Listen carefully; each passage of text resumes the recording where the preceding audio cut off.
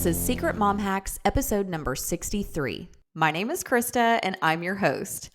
It's April 17th, 2024, and I'm thrilled that today's show is going to take us back out to La La Land. Back on episode 54, I had the pleasure of speaking with first-time mom and actress Alessandra Torresani, or Al for short. Al is the host of the Emotional Support podcast, and she so kindly introduced me to her friend Emily Bolt, who is also a first-time mom and actress.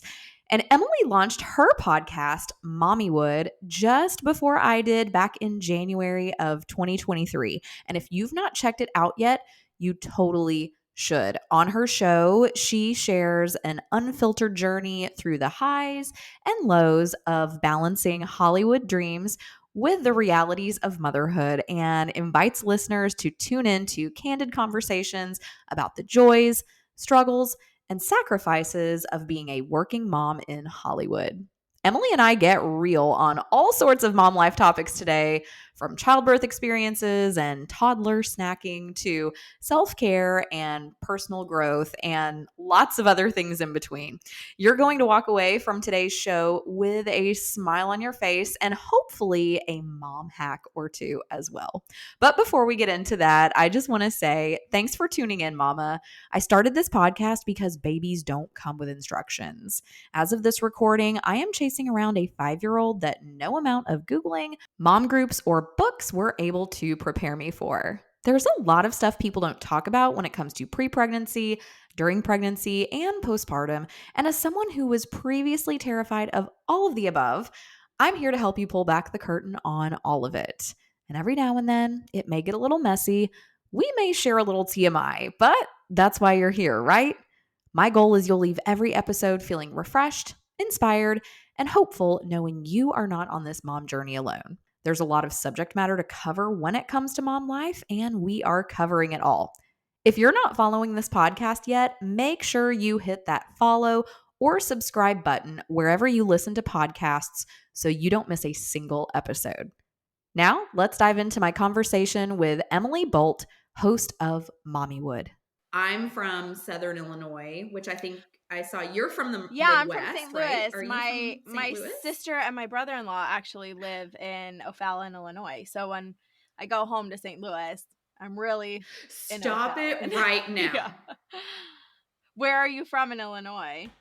Okay, we might have to sidebar after the recording. My hometown is Harrisburg, Illinois, but my dad was born in East St. Louis, and I have friends from O'Fallon. Oh, it's a small world. That's so funny. It's a small world. Everybody meets in the middle. How long have you been out in California then? 11 years. I think I moved in 2000. Okay. I have no idea. I also have the worst memory, but I think it's like 12 years. Oh my God. That can't be right. That seems so long. Well, yeah. No, it's 11 because I moved when I was when I was 25 and now I'm 36. So it'll be 12 years. How long have you been in Nashville? Okay. I don't know where the time goes. I transferred here to finish my degree at Belmont, and I graduated from Belmont in 06. So I transferred in 05. So I'm coming upon very soon will be 20 years in Nashville. Yeah, it's weird. Which is I know. Time. Now I feel really old. You're still younger than me, so probably, I think. So you're good. All good. Am I? No, girl, I'll be 40 this year. I will be 40 this year. Well, your skincare is working, so whatever you're doing is working. Thank you. Have a fabulous esthetician here. Yeah. And it's very important when you become a mom to just keep up with the skincare routines, because it's real skincare routines, workout, whatever you can do to just keep yourself feeling like you, because it's really easy, especially when they're itty bitty, to just not shower for 5 days. Oh yeah. It will not wash your hair for 2 weeks. Yeah, every once in a while. Because my husband, showers daily. And then I'll be like, I was like, Must I be nice. definitely didn't shower yesterday. I hope I showered the day I'm like, oh God, wait. Especially if I don't get a workout, at least like if I work out, which is not as often as I would like or as long as I would like, but if I work out, I at least know like, okay, I need to shower. That helps. But if I don't, and the Yes. days just Yes, go it does. by and you're like, where am I? What day is it? I don't know. Showering can be a luxury. Yes. And so for me, when my daughter, it can. And when she was an itty bitty baby, it would be like, okay, I think I washed my face a day or two ago. It's probably time to do it again. And because I was not wearing makeup then. And even now, I don't wear makeup very often, depending on what else is going on in a given day. But that's definitely something I realized quickly, going a while without washing your face. I have very oily, acne prone skin. Too. And so a week or 10 days later, you have all of these little friends that show up on your face. And so now it's like I don't skip my face wash. Yeah. And especially in LA and television, film stuff, where now everything is HD and they're gonna look right into the soles of your pores. And it's just like, you want it to look good, but at the same time, we're humans. We, especially for actors, to be able to, it's a fine line when it comes to like being in LA and being a woman wanting Botox or whatever. But then as an actor, you're like, okay, well, I want to look good, but I have to move my face as well. So it's a fine line. Right. Aging gracefully. Yeah, exactly. Aging and gracefully. doing what feels good to you. Yes, for sure. Not overboard, but also just not thrown in the towel. Balance. All about balance. Yes. Yes. Now your little one, how old is she? Is she 2? No, not yet. I'm like looking at the date. She'll be 20 months. Wait, can't do the math. She'll be 2 in June. Okay. Oh, my daughter has a July birthday. We like the summer birthdays. Yeah, there's a lot of them. But it's nice because then they're not by all the holidays. 2 of my nephews, their birthdays are right before Thanksgiving. So my sister has birthday, Thanksgiving, Christmas, New Year. And it's like, oh God, seems like a lot. And what's your daughter's 5? Yes, she's 5. And so I remember back around the time I was waiting around for her due date, I was just like, I'm so happy you're a summer baby, because having a December birthday, it's right between Thanksgiving and Christmas. And so, which is fine, but it does just get, the holidays in and of themselves are crazy. So was very happy for the flexibility there. I feel like there's so many options in the summer compared to what I have had to deal with being in a summer baby. But it's fine.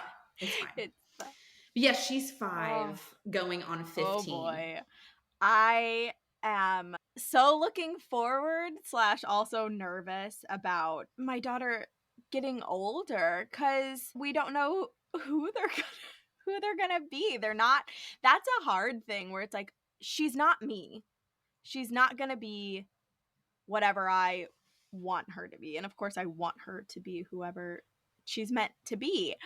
But it is weird.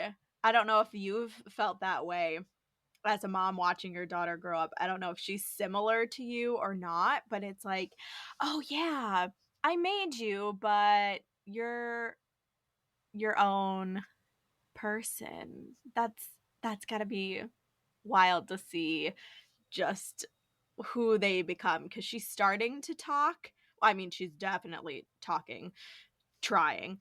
And she already has a very strong personality. She has my patience, which is none. And I'm like, oh no. Uh-oh, I'm getting nervous. So we'll see how that goes. And I named her after my grandma, who is we would not call her a sweet old lady. She is a very kind of a powerhouse. And so I'm like, okay, you guys talked before you came to me, didn't you? Yeah, I was like, you guys, she sent you, and here we are. So we'll see. Yes. Yes. Well, it's funny you mention all of that because just about her having your patience, which is none. And yes, there are so many things I see in my daughter that I'm like, why are you doing that? Oh, wait, because that's who I am. And you're modeling that. And I see it now. You've picked it up. But then there are some other things where I'm just like, that is totally you and your little personality. I don't know where you picked that up from, but it's interesting and I'm rolling with it. But I was scrolling through Instagram a couple of weeks ago and I've come upon this account that I was like, I must follow this account. And I think it's called Raising Yourself, Raising Kids, Raising Yourself, or I don't know, something along those lines. But it's an account for parents. But it truly is all about raising yourself. It's amazing how children bring out all of these things in you where you're like, and I need to work on that. And yep, I don't know if I'm crazy about that quality in myself. And thank you, little sweet 5-year-old, for showing me that I need to work on that in my own emotional state. Well, especially for kids when it's like, okay, you can learn. You're just starting. It's hard for us to change who we are at this point. But for kids, we can't just be like, do as I say, not as I do, because they don't care. They see what we do, they hear what we say, and model after that. We've already noticed, just like this past week, that May, my daughter, is constantly saying, I'm sorry. And I'm like, oh, girl, no. We are not starting that already. She'll like bump into the wall and be like, oh, I saw her. I mean, it's adorable, but she'll bump into inanimate objects and be like, it's very cute. Like, oh, yeah. I'm sorry. And then she's like, like saying she's okay. And she's like, okay. And I'm like, don't apologize to like, save your apologies for when they're necessary.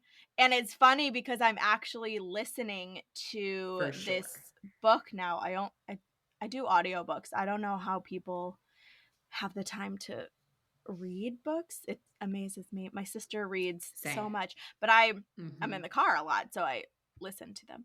But I'm listening to Girl Don't Apologize. Or no, Girl Stop Apologizing. Yeah, Girl Stop Apologizing, Rachel Hollis.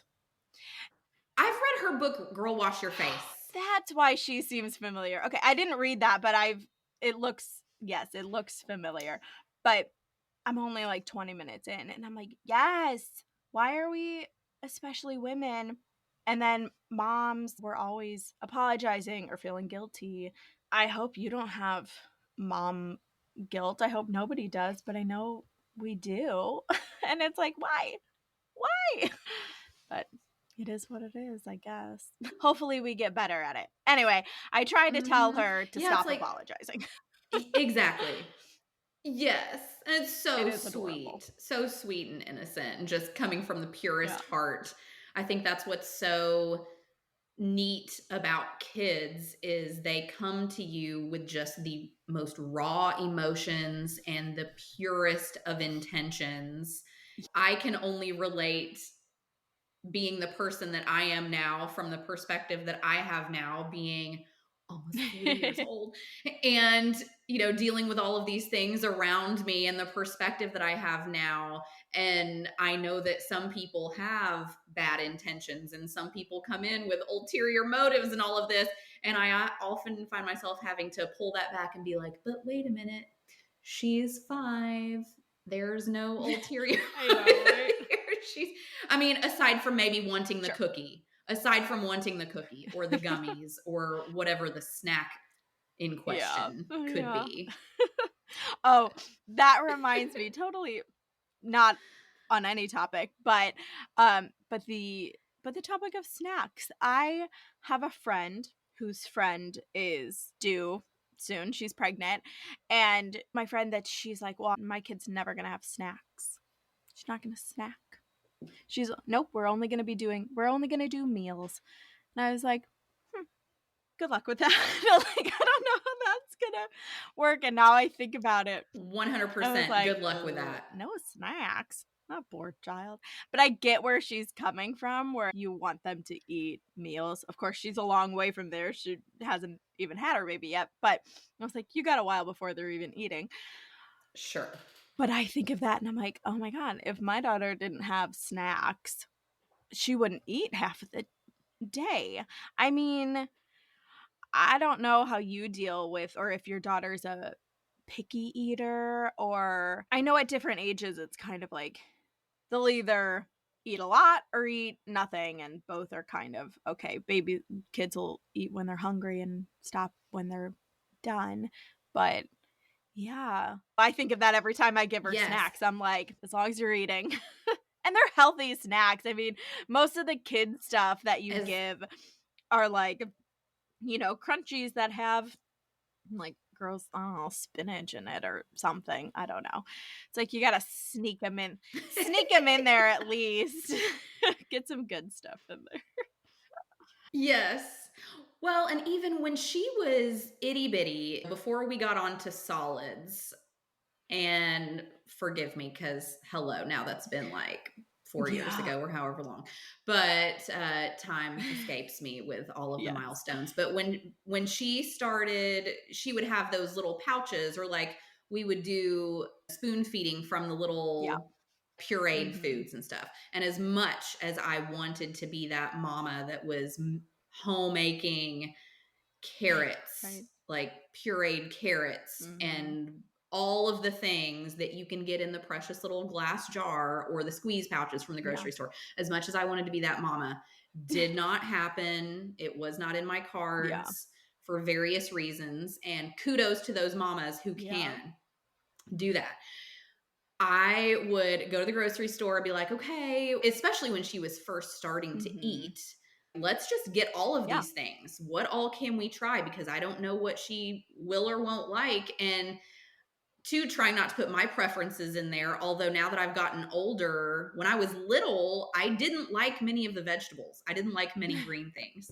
And so when we were getting into this milestone with her, I was like, we're buying everything. I just want her to try it and see what she does and doesn't like. And even the stuff that sounds weird, let's try it, because she may develop a liking to it. And so I attribute a lot of her eating habits even just to that, because I would get butternut squash. I would get stuff that was all the green things, spinach, and if it had kale in it, I can't remember all the weird combinations of things they have now. Great. And of course, she has a sweet tooth for sure. I mean, if I would give her a whole pack of cookies, would she scarf it all down? I'm sure she would. I haven't done that and I don't intend to.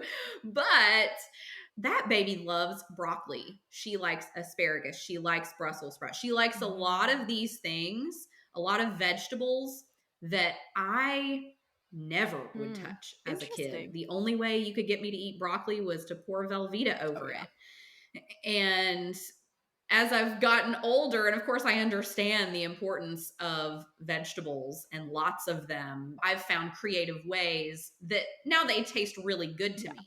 That when I was little, it's all too in a way it's presented to you. So as a little kid, for me, steamed broccoli by itself was not good. Now that's one of my husband's favorite ways to have broccoli is steamed. And our daughter actually does like it that way. But I prefer it roasted. Who would have known? But yeah, with the snacks, all I'll say is good luck not snacking. I think there's nothing wrong with snacks, because every now and then, well, to your point earlier, we do just want them to eat. We want them to eat food because they have to have sustenance and nutrition, and in general, getting calories in them is very important. But yes, making sure it's nutritious. And so, I mean, our daughter, she loves jerky, like beef jerky sticks. So and there's all kinds of, there's turkey jerky, chicken jerky, all kinds of jerky. So we have like a jerky buffet in our pantry, because she'll automatically go for the goldfish or the Hershey Kisses or whatever. And I'm like, you can have a jerky stick or a protein bar or an applesauce pouch or a clementine. Those are the 4 snack options right now. Yeah. I think the term snack just has a bad connotation because you think of goldfish or gummies or whatever, but it's like, well, you can also just give them a snack of broccoli. Like you can just like have a snack or, a pouch that has all of those good things in it. They have, man, like you were saying, they have some weird combinations where you're like, oh God, this sounds disgusting. But it's nice for them to be able to try things. Like some of the weirdest things, it's funny because they'll have like meat in pouches now too. There's like, I forget, it's some expensive brand though, but I'll see them at Target. They're like white and they have the little like shadow of whatever animal it is. So it'll be like a pouch of like turkey and basil or I don't know, whatever it is. And then like salmon. And you're like, oh, I don't want salmon in a pouch. But when they're younger, it is nice that if you're not doing the like baby led weaning where you're just giving them a whole thing of fish or whatever, you can just give them the pouch and they'll at least get that nutrition but also the taste of it and at least try new things. And then now my daughter's big enough she can just have food. She has her teeth and she eats pretty much anything, but the pouches are also just so easy to bring with you in the bag. That's what I was gonna say. Yes, for moms it's like we gotta do, it's so convenient if you have appointments. Yeah. Yes. If you're out and about running errands, have appointments, traveling, whatever the case may be, okay, throw a handful of pouches in your bag and a few of the little puffs and your bags of the little puffs or whatever, and like you're good to go. I know one of the things that we were going to talk about was lifesaver kids or baby things, and one of them would definitely be the pouch top. Like you put a top on the pouches and it's like a squeezy pouch, so when they squeeze it, it doesn't come out of the top. They have to like suck it for it to come out. That has been a game changer when it comes to pouches because she'll just squeeze it and it'll come out. So it's more of like yes, a sippy cup type of not a sippy cup, but so it doesn't spill everywhere. Yes, that must be new because I don't remember Amazon. I don't remember having that when all of Amazon, everything is on Amazon. It's horrible, but like I mean, that's one of the things with being a mom. But beautifully horrible. It's like I feel bad, but it's like sometimes you just gotta take the easy route or what's easy for you. We can't choose the hard thing. Like you were talking about the steaming and pureeing of which is like, if that's gonna like stress you out, yeah, buy the pouch. Who cares? Like we don't have to prove anything to anybody. I feel like that's one of the struggles for all moms is that it's like, okay, I have to show that I'm a good mom. And it's like, if you're worrying about being a good mom, you're already ahead of the game. If you're thinking about it, you're at least a step ahead. Exactly. Yes, talking about baby kid gear that's been a lifesaver. Yeah, so that's awesome. I wish I would have known about that. It probably was out there and I just had never come across it. I don't know. For us, it's always been a sound machine because even now she uses a sound machine, like the white noise machine. You know, it can make a couple of different sounds. We use Hatch sound machine is what's in her room. But it's to the point where now even we like to have a sound machine in our room because it's so quiet. And so just to have some type of shushing noise is really helpful and even helps to stay asleep all night. Yeah, we have the sound machines because also we have one. She has one in her room. We have one in ours because I sleep with her monitor next to my head, and it's like making all these crackly noises or whatever. And it's like, okay, if that's the only sound that we hear every time she tosses or turns, we're not gonna sleep. So we definitely have the sound machine, which made me nervous at first that I wasn't gonna hear her, but it's literally right next to my head, so I can definitely hear her. And I still sleep with our door open just in case. We're in a pretty small apartment. I have the monitor, and then it's like in case, because I think there was one time where I like forgot to plug it in and it died, and then she was awake in the morning crying, and I was like, how long have you been screaming? I'm sure it was like 10 seconds because I can hear her, but I'm like, okay, we have to sleep with the door open. Right. So in case, I will definitely hear her. So yeah, but yes, noise machine. And we have I think it's Frida. Frida has so many good things, but Frida, it's like a little square. Yes, and we take it with us when we go places. And it's a little sound machine, has a little night light. We don't use the night light, but it's a sound machine. So when we go places, it's the size of my hand, if that. And we'll take it when we go on trips so that I didn't know they had yeah, one. It's great. And they have the different sounds on it.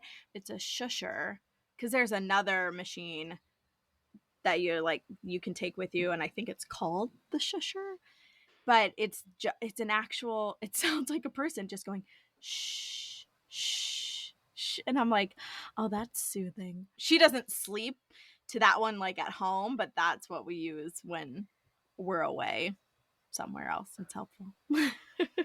So you just have May for now. So tell us, if you don't mind, just a little bit about her birth story. I feel like I've gotten good at doing like a condensed version, so I'll do my best. I actually got induced at 39 weeks, maybe 39 and a day or two, because her due date was June 18th. Yes, June 18th. And I was induced on June 15th.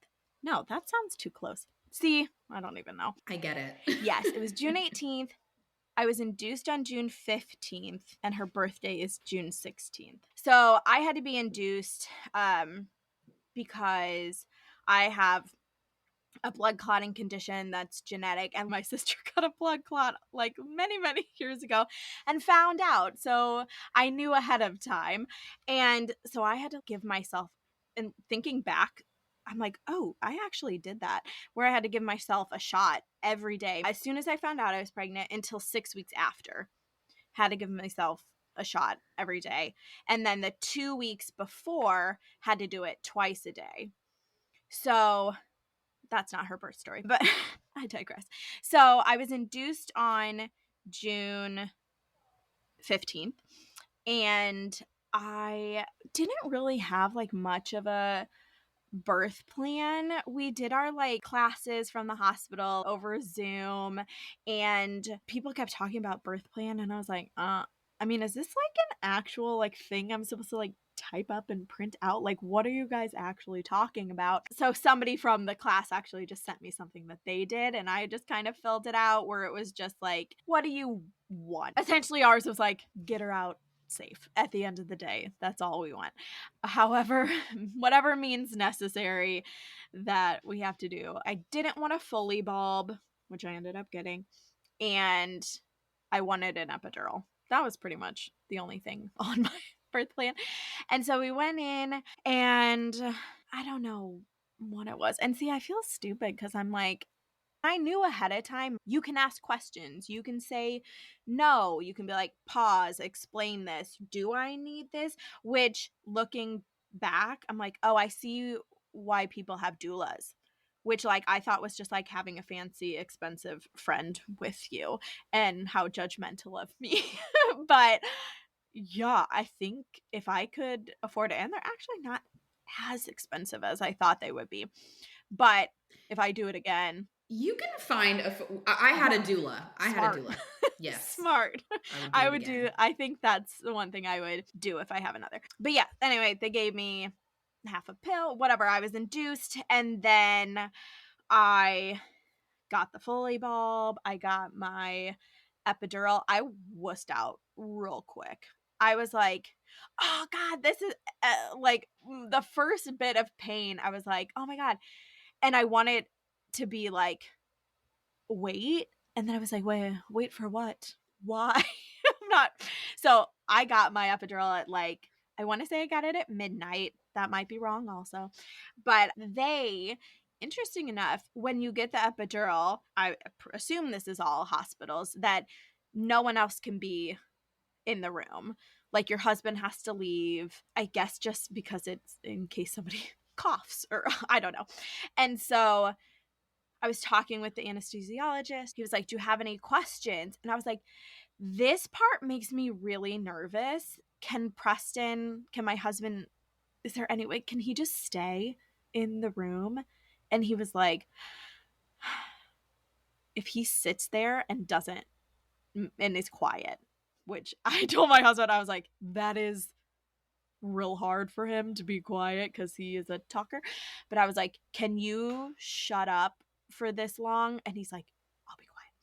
So I was super thankful that they allowed him to stay in, because I think I just watched too many documentaries and stuff where a needle in the spine really freaked me out.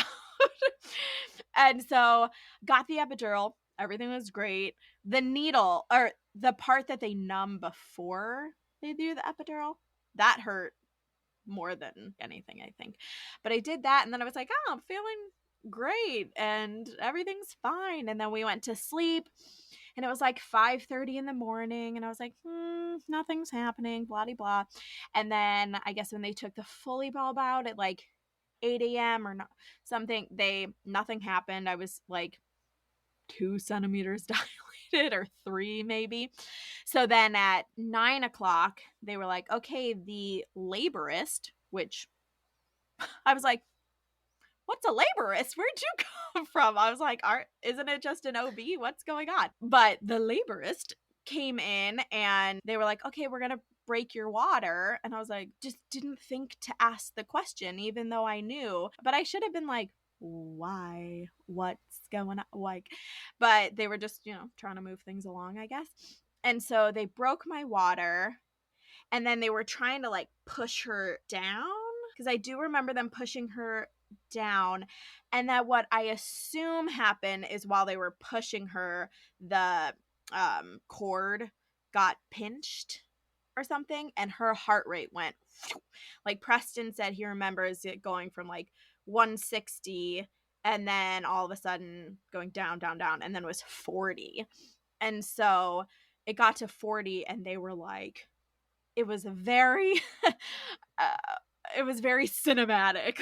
Like she had a very dramatic entrance where all of a sudden, and I had this amazing nurse who was like so chill and calm the whole time. Oh my God, this is clearly not the condensed version, by the way. But so it was just the nurse and the laborist and Preston, and the nurse all of a sudden looks at me and she's like, turn on your side, get on all fours, blah, blah, like, and it was very, like, she wasn't freaking out, but she was very, like, something was happening. And I was like, what's happening? So I'm on all fours with my head shoved in a pillow. They start giving me oxygen. And then all of a sudden there's like 8 people in the room.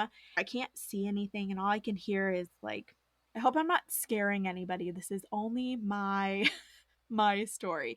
But yeah, I'm hearing like, we can't find whatever, and call her OB right now, and all of this stuff. And I'm just like, is she okay? Is she okay? And then they flip me over, put me on another bed, and wheel me out. And they're like, you're going in for a C-section. And I was like, okay. And I'm like, where's Preston? Where's Preston? Just like sobbing. And I'm just, where's Preston? And in an emergency, he can't go in. And I had already had my epidural, but then they wheel me in and they pinch where they're gonna go, and they're like, pinch, pinch, pinch, and they're like, can you feel that? And I was like, yeah. And they're like, again. And this is how fast it went. It was like, pinch, pinch, pinch, can you feel it? Yes. Pinch, pinch, pinch, yeah. Pinch, pinch, pinch, a little less, but yeah, I can still feel it. And they're like, okay. And then I was out, totally out. And then I woke up and I had a baby. And so they broke my water at 9 a.m. She was out and born by 9:13. So all of this happened, cut open, taken her out in 13 minutes. So they knew what they were doing. And thank God I was there and they were able to get her out. It was definitely not what I was expecting. And I was not prepared for, again, like I said, my plan was just to get her out.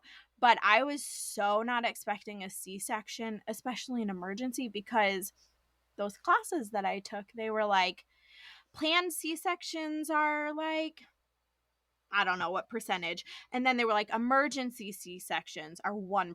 And I was like, great. I'm not even going to think about that.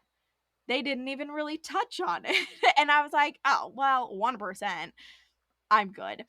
And I was doing all the perennial massages beforehand, like nervous that I was going to tear. Joke's on me, didn't have to stick my thumb in my vagina to stretch anything. But the things you don't think of, and of course you can't prepare for every situation because every labor and every birth is different. And it ended up being the hardest part about that. My recovery was pretty fine. Obviously, it's a major surgery, but I feel like I was up and at it pretty quickly. But the part that I had and still have a hard time with is that I wasn't there. I wasn't part of the delivery. And if I was speaking to somebody else who was telling me this story, I'd be like, you had a baby, you were there. See, I'm going to cry thinking about it. But I'm like, I feel like I wasn't a part of it. I woke up and had a baby. And I was like, oh, there's such a, not a disconnect from her, but a disconnect from the whole situation where I was like, it's still weird to me that a baby came out of me because I wasn't there for it. And that's still something that I struggle with. And now thinking if I have another one, I'm like, will I have to do a C-section again? Will it be the same situation? And all of that. Hopefully you had a not as dramatic birth story. But they're all pretty dramatic. Close to it. It's a big deal. So either way, it's dramatic. Even like the smoothest one, it's right. Like this thing is yes. Welcome to the world, baby. Right? Making that grand entrance. Yes. Well, I too had an emergency C-section, and that is all I will say. That was one of the very first things I shared on my podcast, episodes 1 and 2, and then going into breastfeeding in episode number 3. So what should be so natural and so like planned, and what women have been doing for centuries. Right. Yeah. Like it's not all that easy. And thank goodness for modern medicine and for doulas and lactation consultants. And I didn't know there was such a thing as a laborist. Was there one involved with mine? I have no idea. There was lots of hustle and bustle in that room for me too. So, but yay, she's here and healthy and like perfect and healthy. Exactly. And that's all that matters at the end of the day. Yes, that's all that matters. But at the same time, we shouldn't downplay our experience and what was hard and difficult about it. But of course, yes, they're here, they're healthy. We don't want to complain too much, but we can. It's hard. Well, and it's just that, okay, now you have that experience for should there be a round number 2, should for either of us, because my husband and I, she's an only right now and I'm an only child, and that was okay. There's pros and cons for sure to that. My husband is one of 3 kiddos, and I appreciate the camaraderie that he and his siblings have, and just like family support with his parents, for example. And so when it comes to my parents, it's all on me. And that's fine, whatever. Yeah. Again, there's pros and cons to all of it. I would like, and especially at her age right now, Sweet baby girl. Oh my gosh, I was relating so much to something you put on your Instagram a couple of weeks ago, I think it was. But you were you were in the floor, I think, playing with some of her toys. And you were like, I think I can't remember what was playing in the background, but it's like, I'm having the absolute best time. Or, this is so much fun. And you can tell it's like, okay, I mean, this is I want to be playing with my daughter, but is this absolutely so much fun? Not always. Like, I relate to that so much because, there's part of me that makes me feel sad about this because we're adults, and you grow up, you become this adult, and so much magic and wonder and creativity and imagination goes out the window as you get older. Whereas my daughter is so creative and full of imagination. And every day it's, Mommy, let's play magical statue, or let's play pet shop, or let's play baby dolls. It's always like wanting to play something. And a lot of times it actually ends up really just being her telling me what to do. Oh God, yes. And she's playing, and I'm kind of just sitting there holding the things or whatever. So there were days where I'm just like, I don't want to do this. Like, I just want to sit here and I want to watch you. And if you need me to hold something or go get something, like, I'll do it. But I don't want to be the vet assistant. Like, I find myself, saying that or thinking that. And then I have to rewind it real quick and just think, okay, Krista, and one day, she might be 5 now, but one day she's going to be 15, and she's going to have zero interest in playing with you. She's not going to ask you to do any of this. So suck it up and do it. She's just going to be like, can you drive me? You're going to miss these moments. Yeah. Right. You're going to go from vet assistant and magical statue wizard to taxi driver, which I'm kind of taxi driver already, but even more so when she's 14, 15, and oh gosh, and I can't even think about driving. Oh God. I don't know. Getting way ahead of myself. I don't know how parents eventually let their kids out of their sight. It's so hard because you're constantly like, oh God, are they standing on something that they're going to jump off of? Are they being careful? And then obviously as they grow, and that's our job as parents, to raise them to be self-sufficient and make good decisions. But then you're going to did I teach them to be safe enough? Look both ways. Are they going to do it every time? Are they going to choose good friends? It's so, getting far ahead, but it's hard. And so much of it now makes sense with my parents. Things that my parents have said to me, things that they've said within the last 20, 25, because again, I'll be 40 in December. So things that they said to me when I was in high school and college, and certainly moving away. I mean, my hometown's just 3.5 hours from here. So it's not, and my parents followed me here about 10 years ago, which is awesome. That's nice. But yes, so it's very handy. But so many things now that they've said echo back, and I'm like, it suddenly makes so much sense. And I get it now because I have these same feelings about my baby. And they were just being real about their feelings with me. So it's wild. So we've talked about, I'm in Music City, you're in Movie City, you have been out in LA, you are doing the acting thing, you're doing the mom life thing, which I would argue is the most important role you will ever land, right? That's how I feel. I'm always like, this is the most important job in the world because I get one shot at this, right? But you are juggling both of these really exciting roles. So let's talk a little bit about just what advice you have for other, and not even just actors, but anyone in the creative arts or in the entertainment industry who are also mothers, just navigating, or who are also parents. We have some dads who listen to this podcast too, which is fun. So just navigating the twists and turns and roller coaster rides, that are parenting and the wild entertainment industry.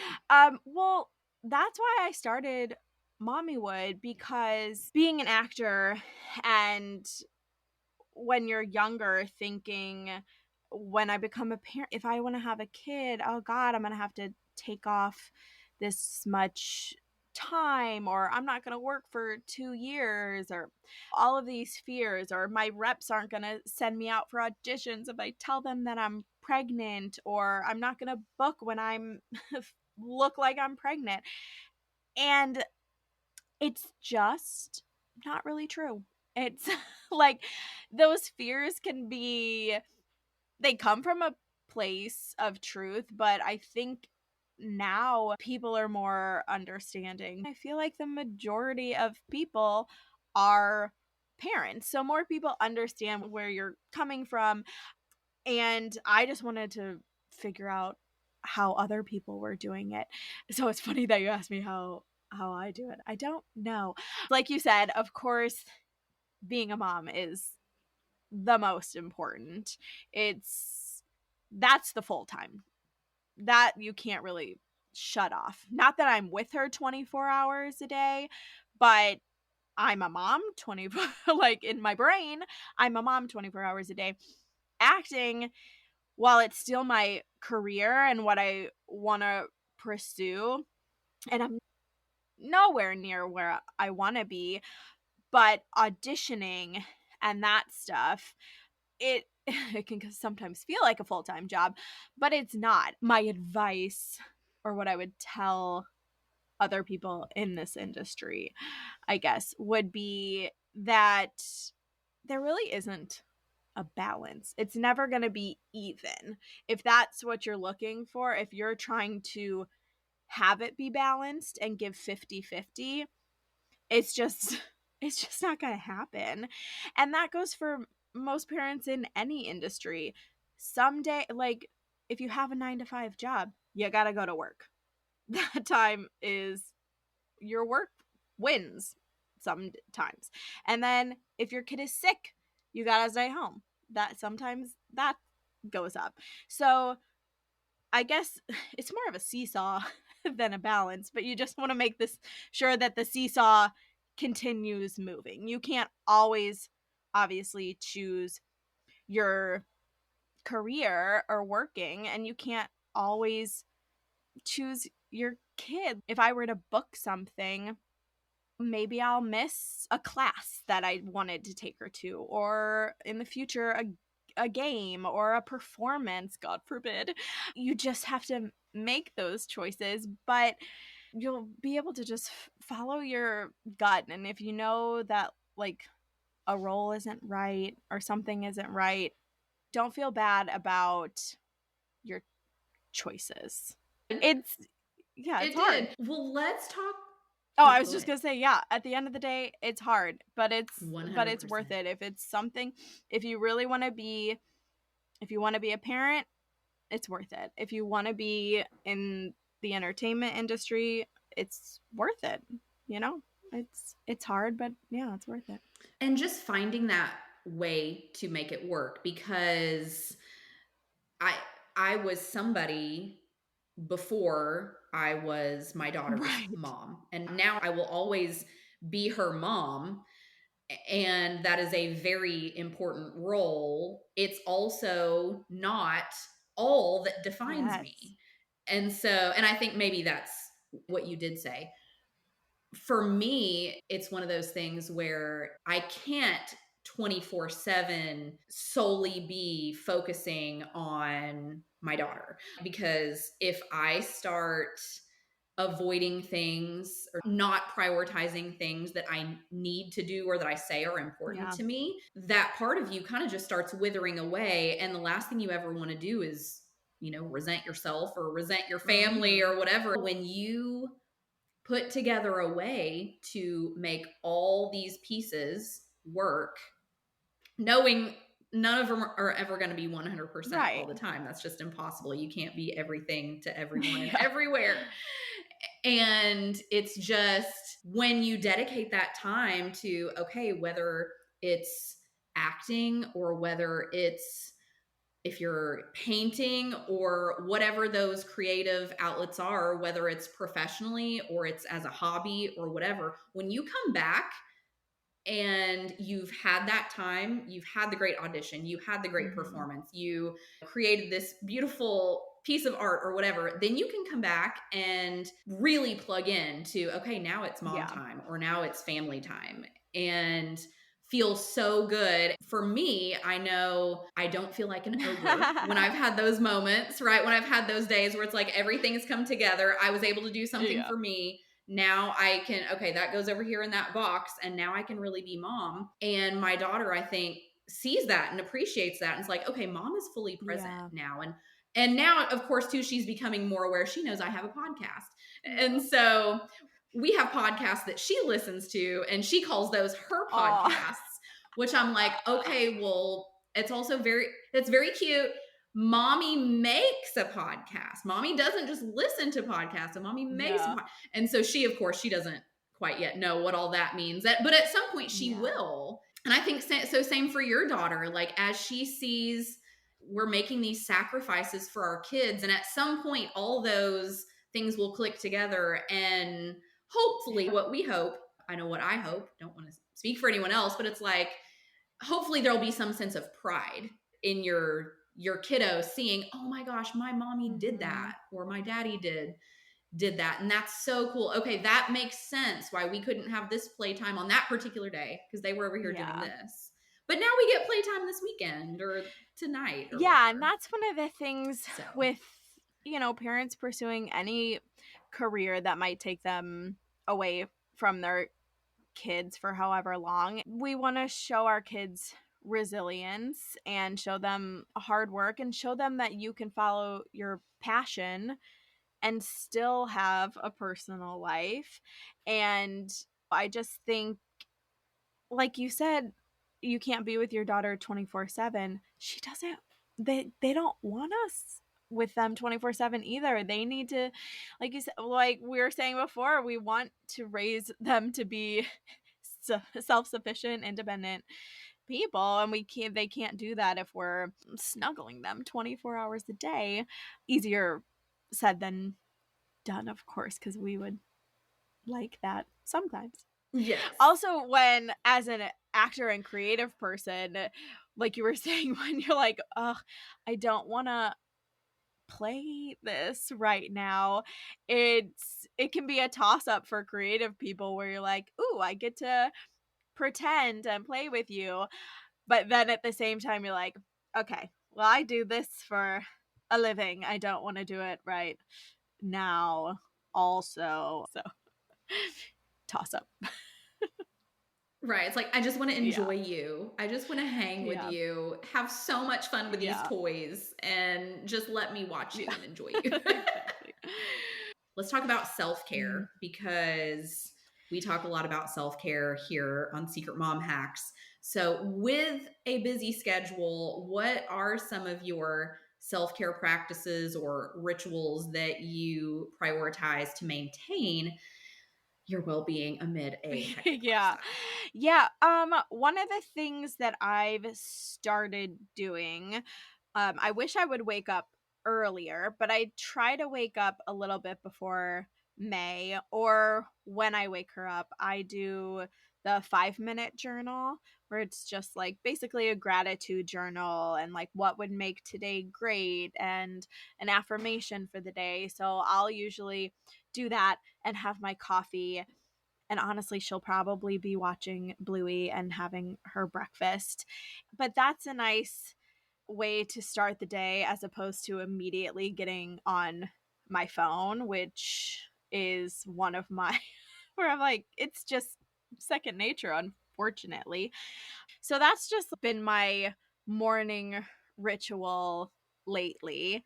And then another thing for mentioning hectic schedule, something that helps my husband and I to be able to work our schedules out, is we have this planner. It's called the productivity planner. There's also like the full focus planner, but there's a cheaper version of the productivity planner that's more of like a desktop planner. So I'll write my schedule. So we'll schedule our days once a week. Like at the beginning of the week, we'll go through the week. And that way we're not always great at it, because if we get self-tapes or whatever, it kind of has to fluctuate. But that gives us the ability to find pockets of time where we can work out and shower, or hopefully soon we'll be able to figure out a way that like maybe once a week we will each get 2 or 3 hours by ourselves. It doesn't have to be to work out. Maybe we can go, like, you go see a movie, you go meet a friend for coffee, go somewhere, go do something. And that was from my therapist. She suggested maybe once a week try this, which is another thing of self-care. I do therapy once a week. I think it's just nice to talk to someone and get another perspective on whatever you're going through. So yeah, those are my self-care and my rituals. Yeah, we also have a hot tub at our not in our building, but outside in our building. I forgot that. So now I keep being like, oh yeah, I should go do that when she goes down, because Preston will record her work once May goes down. And I'm like, maybe I'll start that. That sounds divine to me. We do not have a hot tub, but I love a good hot tub. And there's a gajillion things you could do to occupy your mind or yourself while you're in the hot tub. But to your point about not reading a whole lot, I too have an Audible account, so I listen to audiobooks a ton. But I do read the rare occasion when, I don't want to say rare. I really like baths, so I try to take baths once a week. But half the time I end up just soaking in the bathtub or turning on an audiobook. But when I'm in a hot tub or when I'm on vacation, I will take books with me. If it's just my husband and I can devour books on vacation. I feel like that's what I'd do in a hot tub if we had one. That's smart. Before we wrap, I do want to send a quick shout out to our mutual contact, Alessandra, whom I know you're close friends with out in LA. Alessandra is host of the Emotional Support podcast. If you missed that interview, go back and check out episode 54 of Secret Mom Hacks and episode 4, I believe it was, of Mommyhood, because we have both talked to her.